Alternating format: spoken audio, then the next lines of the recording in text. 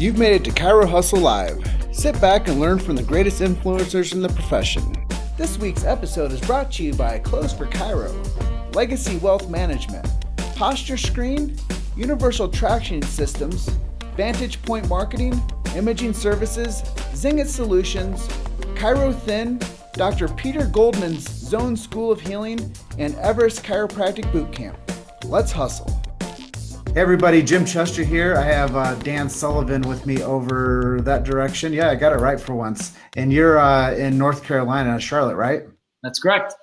Awesome. So this is an afternoon edition of the Chiro Hustle live stream. And our sponsor today is Joe Ferrantelli and the Posture Pro app. And what you can do with that is find out what somebody's posture is in about 2 minutes. I'm just going to flash the website up on there quickly, hide our names.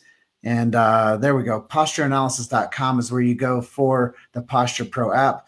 But I got Dan Sullivan on with me today. And I know that we're going to talk some things about media. We're going to talk some things about, we have Deanna Riggins on with us. Hey, what's up, Deanna? Thanks for being the first on. We're going to talk about Australia. We're going to talk about the media. And we're going to talk a little bit about retention and what that does for people's practices. But first things first, welcome to the Chiro Hustle live stream. It's great to be here, buddy. And let's get a couple things. One, you're looking good. The background's looking good. You look professional. The beard is looking as solid as ever, my man. And yeah, it's great to be here. Yeah, you know, we have a lot of fun. And one of the tenets of what we do is we keep free speech alive and well in chiropractic with a Chiro Hustle message. And I think that that's something that you believe in too as well, right? I couldn't agree more. Yeah, so let's just jump to where you came from. You've been one day in North Carolina and you just got back from Australia. Let's talk about this Australia trip you're on. Yeah, I just got back last night. It was a long trip back home, 16 plus 20 plus 21 hours back home. Yeah, it was a great trip. It's my first time in Australia. I went to New Zealand last year, spoke at their college lyceum. This year, I was on a 10-day, 3-city, 4-event tour where we talked about the science of success. So it was Dr. Sean Dill and myself and Dr. Billy Chow, and then we met up with the more of the Australian Spinal Research Foundation board, and yeah, it was just a great event. It was partnering with Australian Spinal Research Foundation and making our way through Australia and enjoying some great coffee there and learning the land and getting to know some chiropractors and pouring to them and serve them. So it was a great trip, and but I'm good to be back. Yeah, I bet. I'm sure it's a long flight, and being away from your family for 10 days is probably taxing. So welcome back to North Carolina. So what is the state of play when it comes to media and the way that chiropractors can promote themselves over in Australia? Is that something you feel comfortable about talking about? Oh, yeah. I mean, I'll speak to what I know. I'm definitely not an expert in it, just from what I've heard though last week, which some of it surprised me. Where, you know, they're limited. They're more limited than we are. And so that was part of it in terms of what they could do, what they can't do, what they could say on their website, you know, testimonies that they can't really talk about those. And so those are challenges. However, this is the thing that I felt, and we kind of got this throughout the week, is that each stop we made, and even if you're an Australian chiropractor or you're watching this or you eventually watch this, you know, I think they would feel the same thing, and they would argue or agree with this same sentiment, which is a lot of the chiropractic profession in Australia, they almost feel oppressed. It's like because of the political, you know, landscape and some of the other things, they feel oppressed in Australia to a place where sometimes they just don't act right. And so what we want to talk about, Dr. Sean Dill and I, who I see him making a comment, what him and I talked about was the science of success. And so our point was, hey, and as good or as bad as the landscape is, regardless of the certain situation, could we all agree, right? Could we all agree that two people could walk into the same city and open a clinic almost across the street from each other, underneath the same rules, the same umbrella, the same politics, and one of them succeeds while the other one doesn't? And they both do it underneath the law. They abide the law. And everybody agreed, yes, that could happen. So they said, would it be smart for us then to focus on what the person is doing that's succeeding and emulate that, or the opposite, right? And so once we got to that kind of level of agreement, now it's like, okay, let's focus on what we can focus on. Let's control what we can control. This is what, back to 101, chiropractic is this. Here's the evidence that supports it. Here's the communication that can help you. Here's how to build a practice. Here's how to the success of business. How to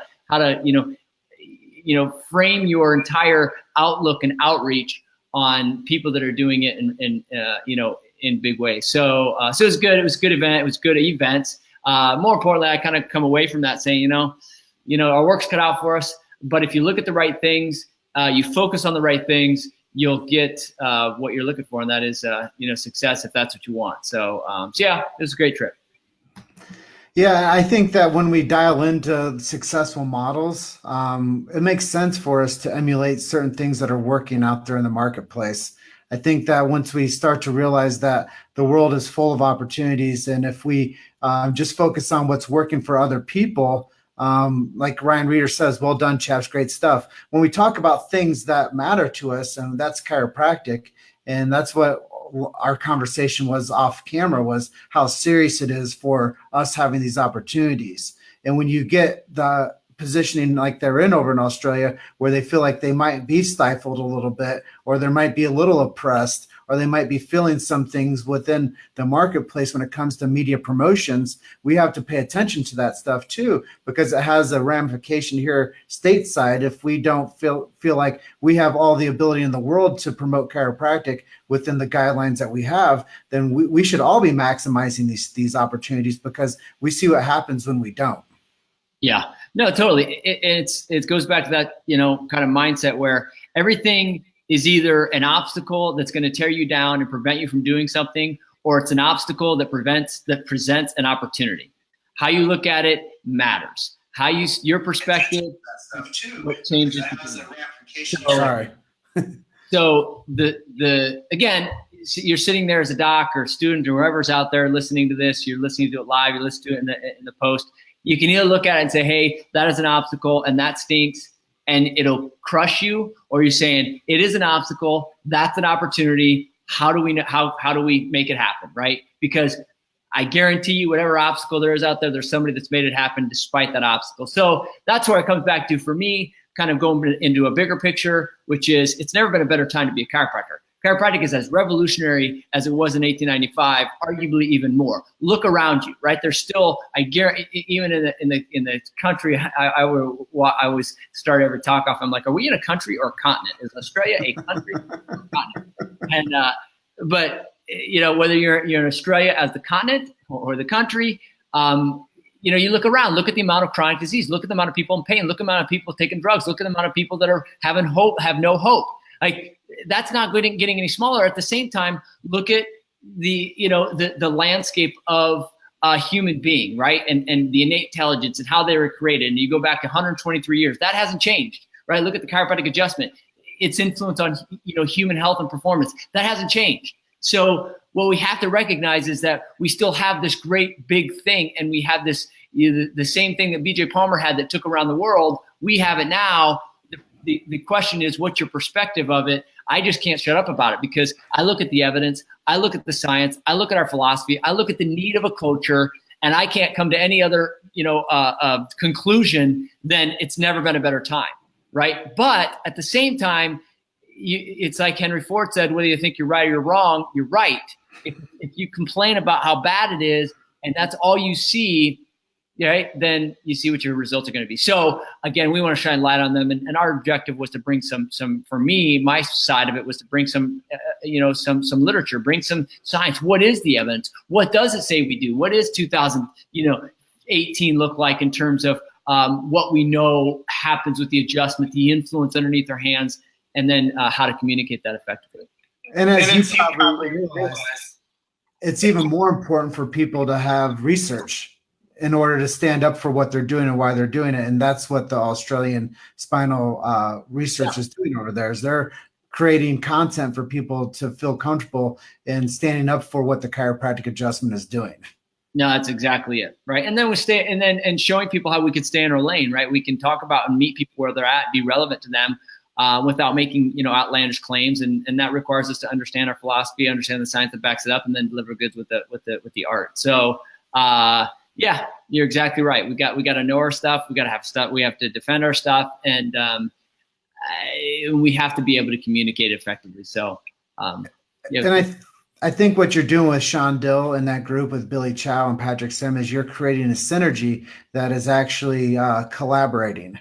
And I think that that's something oftentimes missed in this beautiful profession of chiropractic, is this high-end mastermind collaboration on seeing what we can do to make things better and actually taking action on that. So how did that feel to be around those world changers?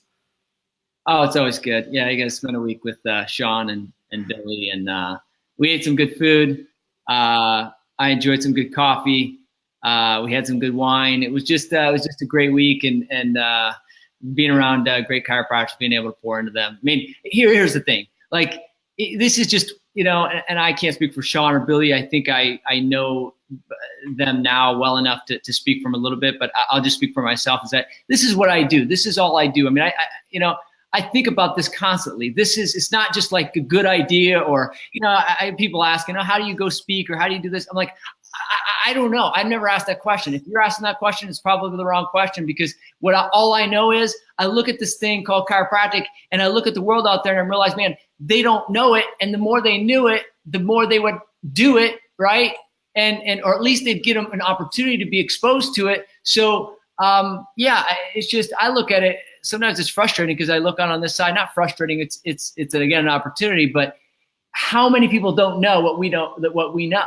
Right. And I was right there with them. I was raised in a family which is more medical, and luckily my path changed when I was 16 years old, but most people's path never changes because they never are exposed to this profession, this gift, this thing called chiropractic. And so, so we want more people to understand it. And as Tony Robbins always says, energy, people follow energy. So if somebody just talks about chiropractic, that's one thing. But if it's really inside you, and it's really like you're there, and you have a genuine, passion, or just a genuine desire for people to get it because their life could be better with it, you start to speak differently. And what I wanted to do and continue to do every time I open my mouth is just to expose some of the evidence. Like, look at this thing. We know you're not just pushing on a back and helping the back pain. Like that day is over, right? We now know that very specific push on that back is influencing the brain. That brain is that runs their life. And when it runs their life, that means it influences all aspects of human health and performance. And health is their number one asset physically on this side, right? On this plane, on this physical plane. So do the math, right? So we know we do more than bad backs. We know health is so vital to them, and we can improve that by simply, pushing on their back is a simple way I say it for making a chiropractic adjustment. So the more that we get that, the more that we own that, the more we understand what's happening, the better we can communicate that with effectiveness. Again, whether we sit down with Sean did such a great job of talking about, whether it be the pastor at Hillsong Church, which is a big church over there in Australia, how we relay this information matters, and reaching influencers matter. But when we sit down at the table with them, when we get the opportunity, what are we telling them? What are we telling them? Right? We tell them, well, we just, we're out there to crack your back, to get your back pain. I mean, that's cool, and that's good and noble, and arguably could grow a big practice. I'm here to say, man, do you know what that's doing? It's so much more on that. So anyway, I get carried away there, Jim. So no, I appreciate it. And it has a lot to do with philosophy. And that's something that chiropractic's been deep rooted in for some time. Since the inception of chiropractic, philosophy's been there. But I think that what you guys are doing at the Australian Spinal Research is you guys are figuring out how to legitimize the philosophy with science and with research. And I think that that's where the puck is going when it comes to where people are going with what they need in chiropractic. Is they need people that are passionate about it, but they also need the people to understand that this is what will happen if you get adjusted regularly. And it's something that we're going to jump into next part of the conversation is retention. I know that you've been cooking something up with Joe Borio, and let's talk a little bit about that program you guys have going on, and we can circle back to the research aspect of that and how we can actually get more people involved in chiropractic if we get better retention with them. Yeah. I refer to Joe as the communication king. He definitely knows how to communicate with people. If you ever had a conversation with Joe, you just don't forget it typically. So he's taken so he's done a good job at actually, he's built a huge practice on such small numbers of new patients. So, new patients are great, but there's an element in chiropractic. Well, what if you could actually, have a big practice, or however big a practice you want, but what if you weren't reliant? What if you could actually get more consistency with your collections every month without relying on gobs and gobs of new patients, or that new patients are the only thing really driving your collections each month? And so retention is huge. They say just in the world of business that it's 5 times more costly in your time, energy, and resources to go out and get a new client than it is to keep an old one, right? Or to take an old one and to move them up the ladder in terms of getting more products or services. So retention is huge, and I'm not saying anybody in the profession has it dialed. I surely don't. Joe surely doesn't. I don't know anybody does. We all struggle with this thing called retention, keeping people under care. But there are some non-negotiables, and those non-negotiables have to do with how you start somebody under care. What did they start with? Like, I had a pastor one time tell me this. He said he was doing a training, and he goes, his perspective in terms of anybody that comes to his church is what we win them with is what we win them to.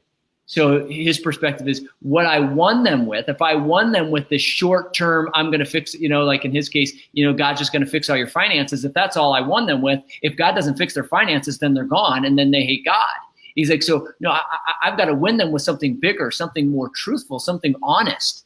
And I feel like the same thing in chiropractic. Too often we win them with back pain. We win them with, we'll just get rid of your neck pain. I'm not saying that we can't address those things. We can't share with those and sympathize and explain to them that is a goal of ours. But at the same time, again, we have to come with a reference of we are also here to explain to them the value of subluxation correction throughout life and a fully expressed nervous system. So yeah.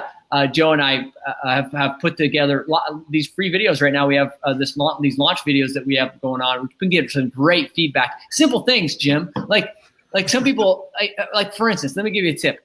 Like you start to change this one term. Like some of you need to start to just change your terminology, because when you change terminology, what they interpret can be different. I'll give you an example. So when you say, Jim, when I say, here's your treatment plan, like I'm laying out a treatment plan for you, how does that sound? So like treatment is typically more known as something that's what? Treatment. It's more medical paradigm. Medical. And treatment would be then more what? Not more medical. I'll ask you this. Does treatment sound like it's something that would be long-term or short-term? You've made it to Chiro Hustle Live. Sit back and learn from the greatest influencers in the profession. This week's episode is brought to you by Clothes for Chiro, Legacy Wealth Management, Posture Screen, Universal Traction Systems, Vantage Point Marketing, Imaging Services, Zingit Solutions, Chiro Thin, Dr. Peter Goldman's Zone School of Healing, and Everest Chiropractic Bootcamp. Let's hustle. It sounds like something that people would give somebody to get through something that they're dealing with a medical condition. Exactly. So this is something simple but be profound that you never, that the docs out there, I want you to hear this, that you would get your staff and yourself oriented around that you change the word treatment to care, that you never talk about treatment again in your office. You don't treat anything, you care for. Because here's the thing, who wants to be treated for a lifetime? Like, I don't want to be treated, I want to be cared for. I don't want my back to be treated for a lifetime, but I'd want it to be cared for. So it's things like that we go through in the program. And then you even go through some of the research, like what's the value? I just saw somebody post something today regarding, I think he was actually, because it's actually a friend of mine, Clint, and he was using, I think he's been through our program, and he was maybe even referring to some of the research that I've gone over with him in this program. and he was doing something else on a Facebook page, and I think he was talking about one of the studies from '87, clinical biomechanics, and he was talking about care, long-term care for the reduction or the prevention of degeneration. And someone came on, I think it was a chiropractor that came on and commented, that's scare care. And his thought, and he was saying, what do you think about this to like his Facebook page? And I thought to myself, it's funny, we were talking earlier, it's funny what, scare care, what people will say. When I think about this, like scare care. So if I explain to somebody just that if I work at Firestone Tire and somebody comes in and they've got an axle problem, and I tell them, and I actually show them even literature that supports that when that axle's off, it wears down one tire, and then ultimately if that doesn't get fixed, or if it doesn't get even maintained throughout life, that then you're going to have abnormally wear tires. You're going to have to replace them, right? Is that scare care? You think about how goofy that is. But yet some people have been led to believe that scare care, if we talk about retention-oriented care, or what could happen if you don't take care of your spine, it's literally just biomechanics. And so then it requires some research. So you look at 1987, there was again in 2004 out of Journal of Chiropractic Association. There was one in 2010 out of JMPT that was Henderson did some great work. Kramer did some great work. So we look at that as like, hey, if you know a couple of these studies or just one, or sometimes it's just knowing biomechanics, it's just explaining to somebody, this is why we see people over a long period of time, it's a place that pertains to the kids or, adults, young adults, all the way up into the elderly. So stuff like that gets me fired up about retention. It's sometimes just little tweaks, but for the chiropractor, usually it's a mindset shift. And so we do that in the program, in these launch videos that we've done and then throughout the program. And I know with retention of one person, we can think about that as family care now. And when you get one person that's committed to chiropractic care for themselves, it's almost impossible for the other family members to not join under care eventually sometime in the continuum of that person being under your care. So it's a real good way to segue family care, and it's a good way to segue people to understand that it's not a condition that you're getting treated for, but it's your spine and your health and your well-being that you're getting cared for long-term. And I think that if anybody would to understand that, they would want that. And then they'd want that for their family members as well. I agree. When explained, sometimes it's so simple that, that we wonder how, but again, they have to, and so they have to understand. In fact, I had this was an article or it's not really a quote, it's just statistics. It said people remember 10% of what they read, 20% of what they hear, 30% of what they see, 50% of what they see and hear, 70% of what they say and write, and 90% of what they do. So that's an interesting part. So I use some of these stats in the program because one of the things that we go over, and Joe does such a great job, is and this is kind of the drum that I've been banging for a long time, and I'll continue to bang, which is it's about certainty, right? I went over this in Australia. I'll go over this anytime I open my mouth and speak, which is it's not about a better script. It's not about a better line. It really isn't. It's not about having better words, although words are important. It's what's behind the words. I always call it what's the voice behind your words saying, and that means what do you really believe? People can read you from a mile away, right? They're looking for authentic belief, right? What do you really believe? What do you really understand? And so that's why I love about the science. It gives me a conviction, right? The science, the research gives me a conviction about what we have. But then being able to have them do things. So one of the things we do with the program is having a simple toothbrush, right? And showing what a simple toothbrush, a 99-cent, or go to the dollar store, you get 3 of them for 99 cents. And you sit them around the office, and a patient per practice member, because they'll say, what are those for, right? Why do you have a toothbrush there, right? And it allows you to open the conversation by saying, well, this is a great example of why regular chiropractic care is good. Or let's just say somebody says, you know what, doc, my pain's gone. I feel like I should be able to go down and visit, right? And then you show them the toothbrush and you're like, well, do you have one of these? Yeah. Did you use one of these today? Yeah. oh, were your chompers must have been killing you then, right? Like your teeth must have been killing you. Were they hurting you? Why did you brush them?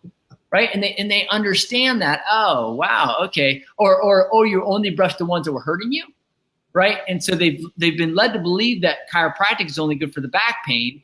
And if the back pain's gone, there's no need for have any more future care. But they don't do that in other aspects of their health and their life. One of them being teeth, right? Another one being like another tooth analogy of braces, right? Everybody understands braces, and then you wear a retainer after that. But even the braces themselves, you put on there, and they're what? They're bones held together by ligaments. Well, ironically, your spine is a bunch of bones held together by ligaments. The uniqueness of the spine, though, is it directly influences the brain and central nervous system. So that means it's more than just a back problem. If you've got a subluxation, it becomes a health and performance problem. And that's, again, why we promote the idea that we would take care of that throughout life. If it was just to hold you up straight, you know what? That's cool and that's good. But we know there's so much more to the story. And that's why we're so passionate about, So it goes from there. There's a lot of different tools and things we go into on how to make it real to them and not dull. And here's the thing about your staff. If there's anything you hear, let's just say like you heard nothing else that I've said, one of the things you want to hear about retention is always be on the offense, right? Always be on the offense. They tell boxers a lot of times your best defense is a great offense, right? It's because if you're hitting them, typically they're not hitting you.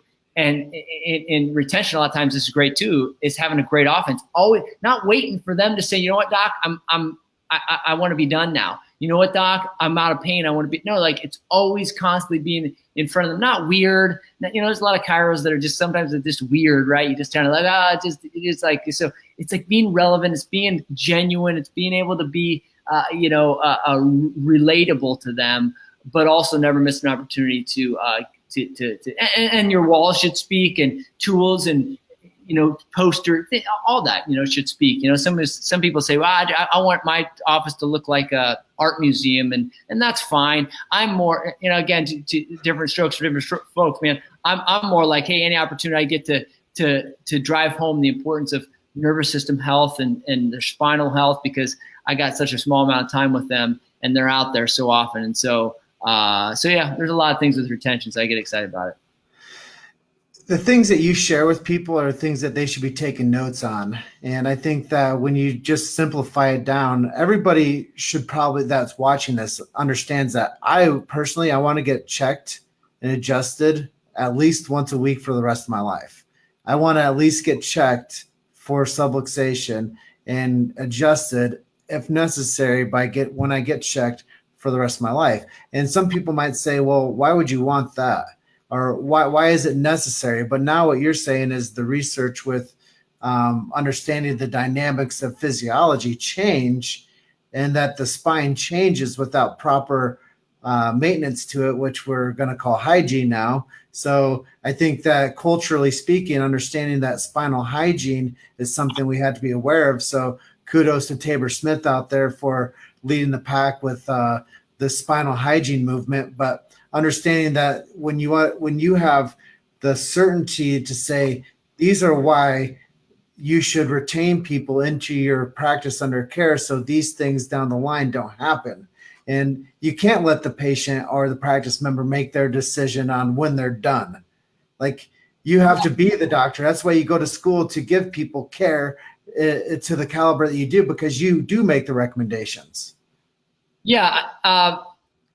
Here's the thing, Jim. I don't think, I'm not trying to tell any doctor to do something that they don't want to do. I mean, some doctors are out there saying, hey, I want an emergency room chiropractic clinic, meaning I only like to take care of hot low backs. I only like to take care of necks that are in so much pain. And that's fine. I mean, God bless you. That's what people, if that's what somebody wants to do, that's the beauty of chiropractic. You can choose what you want to do. You want to take care of athletes, you want to take care of, but there are a lot of docs out there that want to take care of it and find fulfillment, like myself, in taking care of families and taking care of people, and not just taking care of the complaints ones every single day, that people come in without complaints, say, hey, I'm just in for my tune-up. I'm in to get my power turned on. I'm in to get, my, wellness chiropractic care, to prevent anything from happening, to maximize performance, and to make me better me, right? And so that being said, this is where we come along with programs that we put out, things that I get excited about. is that there are ways to say that, and there's ways to do that without thinking that you got to be some sort of charismatic guru, that you just got to know some of the evidence, and then it gets seeds inside you. Wow, now I know that better. Now that helps me to be confident about my recommendations, to your point, and exactly to your point. The recommendations, but so often, so many chiropractors, they're not confident about their recommendation. They're not confident about why they would recommend care beyond back pain or neck pain or beyond the symptom. And so I want to give them confidence, give them some of the strategies that can be simplified, and give them a tool set and a skill set to build a practice that they maybe always wanted. I think building partnerships with you and I, the way we have been over the past year since I saw you in Chicago, building that type of relationship with us gives us that much more stability in the market. And when we start to all have the similar conversations around the campfire saying, this is what's important to the future of chiropractic, you and I are going to look back 10 years from now on this interview, and we're going to be like, wow, the things that we were manifesting back then are the things that are happening today. And we have to be on offense, because if we're not on offense with the information of chiropractic, then like Roberto Monaco says, if you don't develop your own story, someone will make one about you. So it's the same way with us holding our cultural positioning with chiropractic. Is if we don't share the truth of what chiropractic is consistently, and not get, like what we said 2 weeks ago is old. It's not. There's thousands of people that have never been told the chiropractic truth that are waiting for us to interject with them and for us to set precedents for them and tell them what chiropractic is and what they may have thought isn't the chiropractic of what's being practiced today.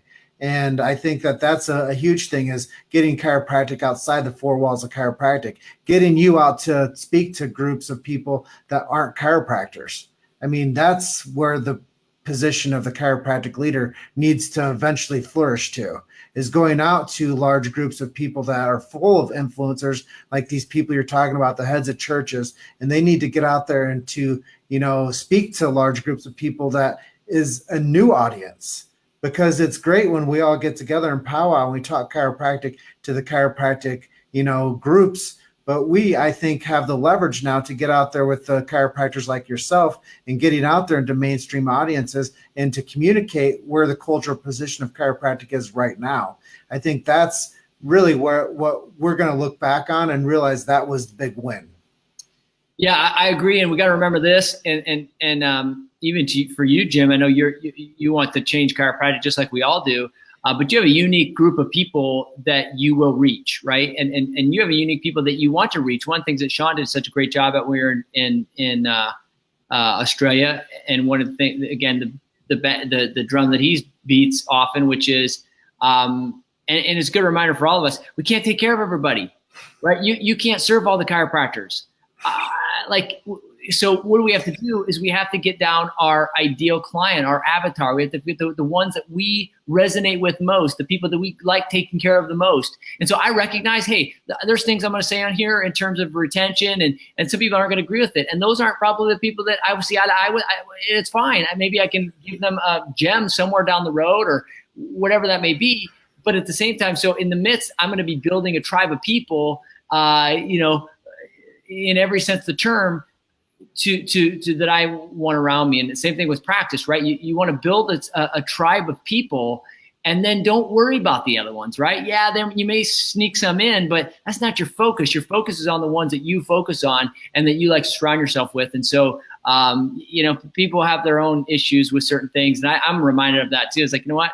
If you hear this, and again, you didn't want to hear about revolutionary retention tips and things that can be done to improve your practice and to see more kids, to see more families, and get them to stay longer, improve your per visit average and the whole thing, then God bless you. Go find, other info somewhere else. If you did and you want more, that's what I'm about. And so I think you're doing the same thing, Jim. You're surrounding groups of doctors that want to hear what you have to say and find great value in it and say, hey, I want more, I want more, I want more. And that's the beauty. And so we fight for those people. And the thing that you mentioned there is we have to stay consistent in the marketplace. We have to show up even on the days we don't want to be there, and we have to stay longer hours than anybody else would ever do. And some people are going to cop out and they're like, I just want to practice 2-3 days a week and I don't want to see high volume. And that's fine too. But I think that where the position of this profession is going to is more of a millennial mindset. We're starting to market to who is the next generation coming up. And you have to know that that's the people that we need to make influence on, and that the people that might have had a false dogma about what chiropractic ever stood for, that generation is starting to slip away. And they will be the people that will be beating down the chiropractor's door in the next 3 to 5 years saying, I don't want what I'm doing right now. I want a change. Can you offer that to me? And I think that the chiropractors that are positioning themselves right now, they're going to be the ones that are going to be willing to take care of that population as well as this up and coming generation. And I think understanding where the care is going, as we've discussed, we do need to, employ the idea that chiropractic is long-term, that it's a lifestyle choice, that it's going to make you healthy if you invest in yourself now for the rest of your life. And instead of waiting until you get all cobbled up and you can't get around and your life sucks, I recommend everybody investing in to finding good quality care on a weekly basis, if not at least getting checked regularly by a chiropractor to make sure that their quality of life stays true and that their future and the family that they raise is one that's healthy instead of sick. And I think that that's really what we want to accomplish with keeping people in retention, plus always, considering where we're going as a profession. And I think media is definitely the place to be. So if you guys are watching this, you find value in the things that Dan and I talked about today, please go out there and share this message with people, because it's not just for us anymore. We need chiropractic to start living outside the four walls of chiropractic.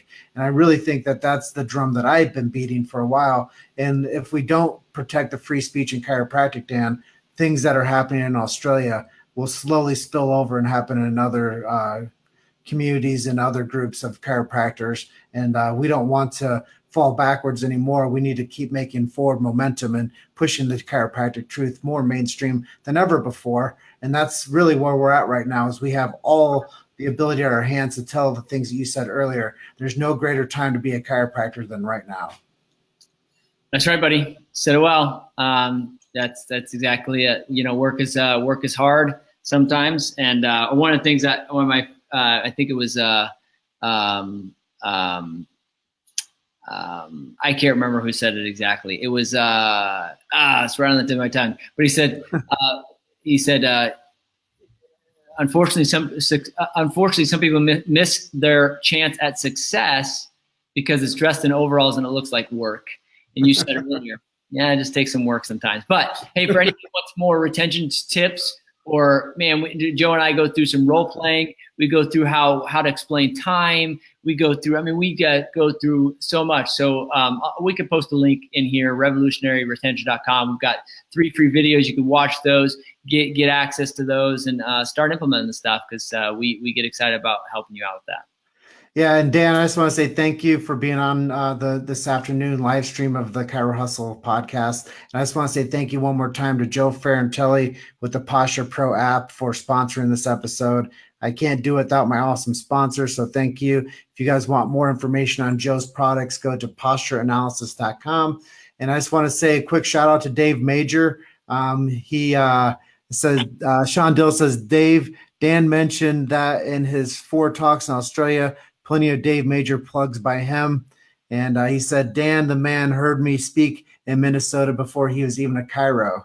So Dave Major, big plug, shout out to him. Dave Major's played a vital role in my chiropractic upbringing when I was first trimester. And shout out to you, Dave. I love and appreciate you for everything you've stood for. And had it not been that room, I don't know, it's like, a lot went on in those 3 years that was sparked by what happened in Richfield, Minnesota at American Legion Hall to about 30 people, 10 of us being students. And I'm forever indebted. So thank you. Keep up the great work, my man. Yeah, Dave is he's somebody I look up to as well. So thank you, Dave, for setting precedents in the chiropractic space for people like me to fill into it, and inspiring the young DCs to become the future. And I think that that's something to be very well credited for.